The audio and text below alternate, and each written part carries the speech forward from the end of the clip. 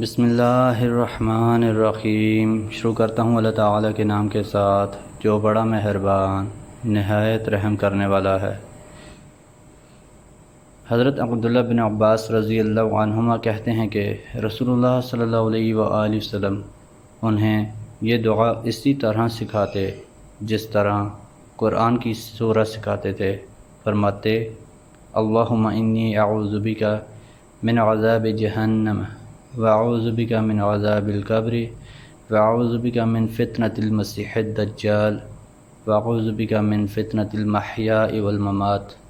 اے اللہ، میں تیری پناہ مانگتا ہوں جہنم کے عذاب سے، تیری پناہ مانگتا ہوں قبر کے عذاب سے، تیری پناہ مانگتا ہوں مسیح دجال کے فتنے سے، اور تیری پناہ مانگتا ہوں زندگی اور موت کی آزمائشوں سے۔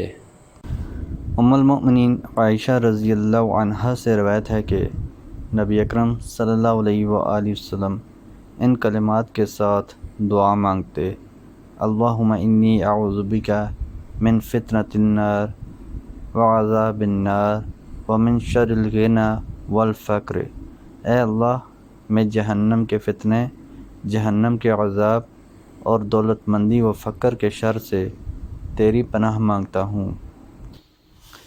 حضرت ابو ہریرہ رضی اللہ عنہ سے روایت ہے کہ رسول اللہ صلی اللہ علیہ وآلہ وسلم کہتے تھے: اللہم انی اعوذ بک من الاربع، من علم لا ينفع ومن قلب لا يخشع ومن نفس لا تشبع ومن دعاء لا يسمع۔ اے اللہ، میں 4 چیزوں سے تیری پناہ مانگتا ہوں: ایسے علم سے جو نفع بخش نہ ہو، ایسے دل سے جو تجھ سے خوف زدہ نہ ہو، ایسے نفس سے جو سیر نہ ہو، اور ایسی دعا سے جو سنی نہ جائے یعنی قبول نہ ہو۔ محترم دوستو، اللہ تعالیٰ سے دعا ہے اللہ تعالیٰ ہمیں نہ حدیث پر عمل کرنے کی توفیق عطا فرمائے، اللہ تعالیٰ ہمیں دونوں جہانوں میں کامیابیاں عطا فرمائے، آمین یا رب العالمین۔ ویڈیو کو ثواب کی نیت سے زیادہ شیئر کریں۔ جزاکم اللہ خیرا کثیرا، والسلام علیکم ورحمۃ اللہ وبرکاتہ۔